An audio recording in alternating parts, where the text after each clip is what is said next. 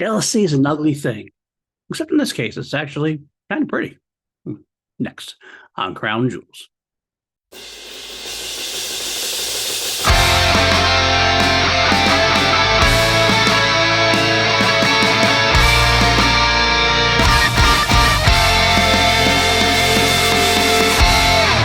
What's up, everybody? Welcome back to PLD Projects Crown Jewels. I am your host, PLD.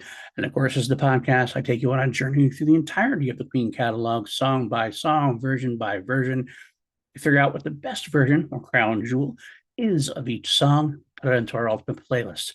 Give you some notes, some quotes, and we see if it slides into my top 10 Queen related songs of all time. At this point, I might actually make a top 20. I don't know. I'm considering it. But this week, we are in the 1978 album Jazz. We heard Mustafa. We heard Fat Bottom Girls. But instead of hearing the double A side, Bicycle Race, we slide a track in the middle. This song is called Jealousy. This is a kind of unique song in the catalog for a reason we're going to get to in a few moments. First, let's give you some basics. Jealousy, written by Freddie Mercury, featuring Freddie on lead and backing vocals as well as the piano, Brian on the acoustic guitar, John on the bass guitar, and Roger Taylor on drums. This was issued as a single in the US and Russia only, but did not chart. Now, what's unique about this song, at least the versions of this song, is that the original version isn't the primary version. Now, what do I mean by that? When I say the original version, usually we take the album version first, the one that was released on the album at the time, and then we go to any other different versions, such as remixes, edits, updates, demos, etc., etc., etc. Well, in this case, the primary version of the song now comes from the 2011 remastering because, according to the band, there was a mistake left untouched for 23 years from the original take. In 1978, when the album was released, the kick drum was missing from the mix for some reason.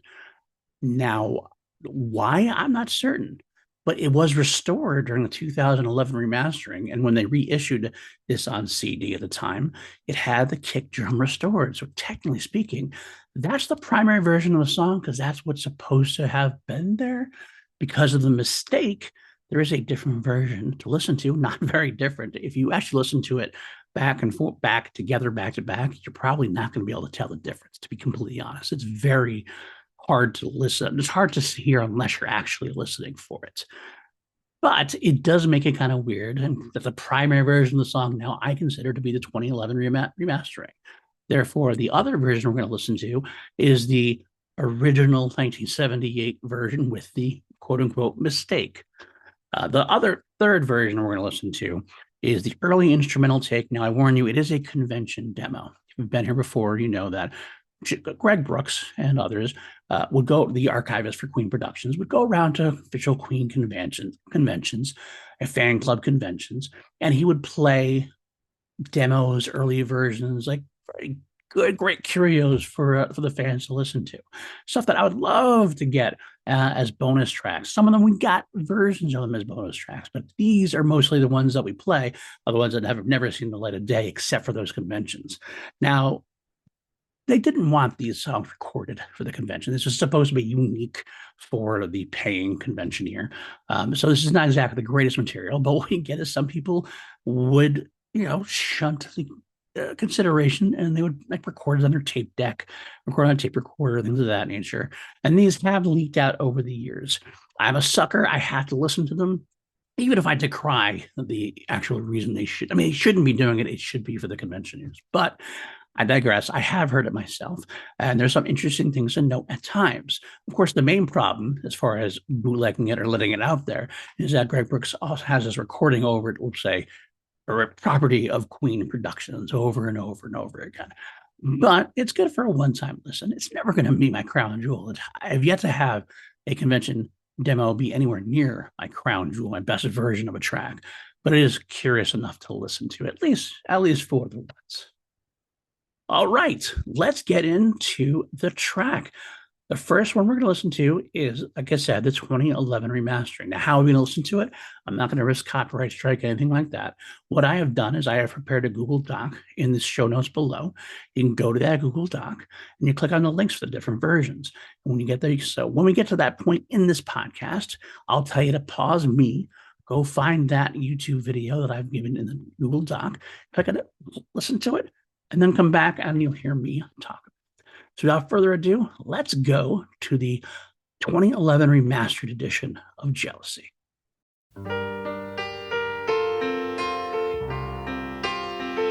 There it is. That's definitely a Freddie ballad if I ever heard one. Nice legato piano in the building in the beginning section. Some of that wandering bass line from John. In fact, let's talk about John. This is really a great John song. John is not a flashy bass player. He's not that kind of like thundering kind of powerful bass like sound that's in the he has the good riffs like the one bites of dust under pressure, which but he's not really known for being this like really loud and proud bassist. He is a very subtle bassist, but he does so much. Very underrated.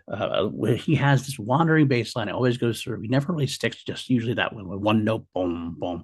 It's usually something very legato, very throughout that adds a lot of great textures to it.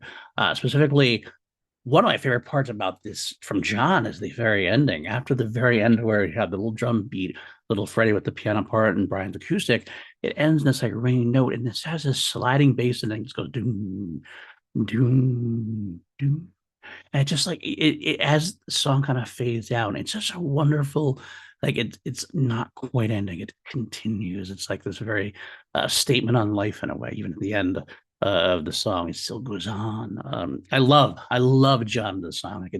I can't say enough about John. The drums are good in this one, of course. Brian's acoustic guitar is very interesting. No power chords from Brian, no big electric moments. It's only the acoustic guitar. And specifically, it's actually a guitar he got from his friend Dave Dillaway, who was the bassist in 1984. And he mentioned that a couple of times. He said he liked playing this every once in a while. It was sort of a very old, cheap Hereford type guitar. Makes a really buzzy sound. Sounds a little bit like a sitar. He played it a lot, and he liked it on a couple songs. On Jealousy, it's on White Queen, I believe, and a couple other tracks he's played it on. Off the top of my head, I can't think, but it was definitely Jealousy and definitely White Queen. It has a nice kind of specific sound to it. I really enjoy that as well. This is really Freddie's song beyond John. After John, I would say it's Freddie's song. Beautiful vocals from Freddie. He just slips between that like breathy falsetto into that really like powerful, dramatic power ballad kind of vocal in a split second. No time between. Just bam, goes right into like a snap of his fingers. Great Freddie harmonies. If only you could see, if only you could see just what you do to me. It's like really powerful Freddie stuff. I love Freddie's delivery on you caused me pain. I can do the run. He can do the run. That's why he is the legend that I am not. Some great quiet moments. If I should live or die, if I should live or die. Just good stuff overall. Some great harmonies in the moment. It's a really tight song. It's really not very complex, I don't think. But John's really intricate maneuvering of the bass makes it sound really nice. And Freddie's vocals. That's all you got to say. It's a beautiful song, beautiful lyrics. Just a great Freddie piano ballad. You got to have one at every album, at least. I think that's a key riff for a Queen album, so to speak. So, all right, let's move on. I'm not going to actually talk about the original. I do have the original 1978 in the show notes for you, but to listen to it and come back, there's not a whole lot different. The only difference you can tell mostly in the choruses where there's an absence of kick drum if you really listen for it. But I'd be honest with you, if you don't know to listen for it, you probably wouldn't be able to tell the difference. Even when you're listening for it, you're kind of like, was that missing there? Is that what it is? Maybe. So it's not really worth talking about too much. That's why I don't really. If it was a very different thing, I probably would have stuck with the original 78 first, since that's like the official version that first came out. Because it's so subtly changed, I'm going with the 2011 as the band. He's Brian and Roger at that point. I guess John had a say in it, even though he doesn't talk much to the band, or he isn't involved in much of the music side of things anymore. I believe, at least if they all say it was the proper version of the song, we'll go with that. I'm okay with that. So instead of listening to the original version, if you want, you can go ahead. But what I'm going to next talk about is that early instrumental take I talked about from the convention demo. So go find that, click on that, come back, and we'll talk about it mainly for one reason. And I'll let you know after you have listened.